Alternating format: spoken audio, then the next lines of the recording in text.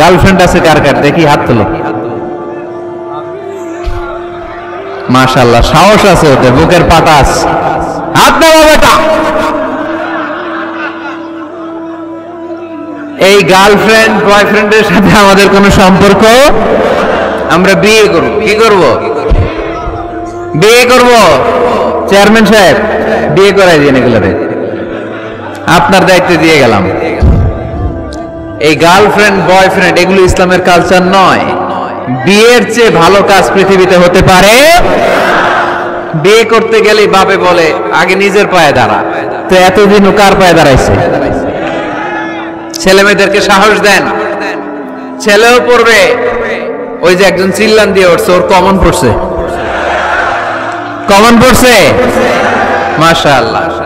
গার্ডিয়ানরা যারা আছেন ওদের দুঃখ কষ্ট একটু বুঝছেন আপনারা, মিলাই দিন ওদেরকে, বিয়ের পিড়িতে বসায় দিয়েন। বিয়েতে কল্যাণ, বিয়েতে বরকত।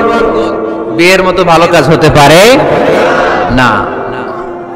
সব নবীরা বিয়ে করেছেন। আর নিকাহ মিন সুন্নতি, বিয়ে আমার সুন্নাত।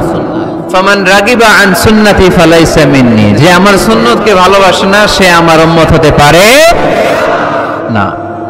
বিয়েটাকে সহজ করে দেন। যেই সমাজে বিয়ে সহজ ওই সমাজে জিনা কঠিন, তাই না?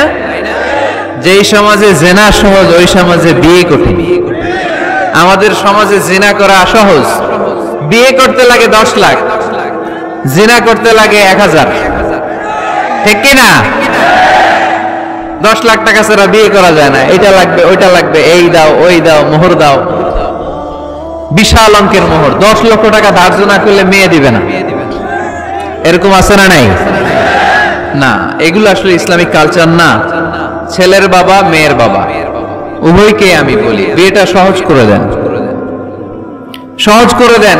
ছেলে পড়াশোনা করুক, সমস্যা নাই, মেয়েও পড়ুক, কিন্তু তারা পবিত্রভাবে তাদের সম্পর্ককে মেনটেন করুক। ঠিক কিনা?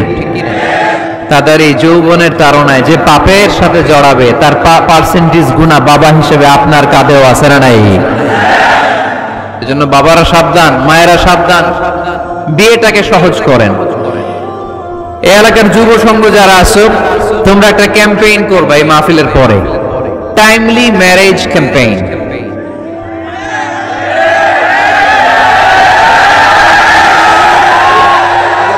Timely marriage campaign.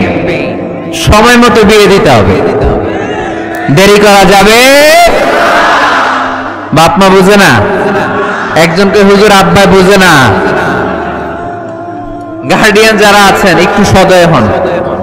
ওরা যে পাপের সাথে, পাপের রাস্তা যে ওরা চিনে যাচ্ছে, পাপের পথে যে জড়িয়ে যাচ্ছে, আল্লাহর সুপ্রিম কোর্টের কাঠগড়ায় আসামি করে আল্লাহ সেদিন আপনারে দাঁড় করাবে। আল্লাযীনা হুম লিফুরুজিহিম হাফিজুন, they guard their privates। মুকদ্দমাতুল হারামে হারাম, এট এ গ্ল্যান্স। একটা নারীর দিকে চোখ পড়ে যাওয়া এটা হারাম না, কিন্তু এই চোখ পড়ার কারণে এটা জিনার দিকে নিয়ে যাবে, এজন্য এটাকেও হারাম করেছে কে? মুকদ্দমাতুল হারামে হারাম। এই নজরটা বড় খারাপ।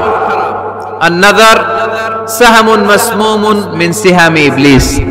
এই নজর হচ্ছে শয়তানের বিষ মাখানো তীরের মধ্যে থেকে একটা ভয়ঙ্কর তীর।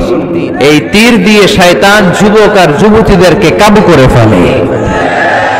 আমরা শয়তানের হাতে ধরা দিতে চাই না, আমরা বিয়ের মতো পবিত্র বন্ধনে আবদ্ধ হতে চাই। ঠিক কি?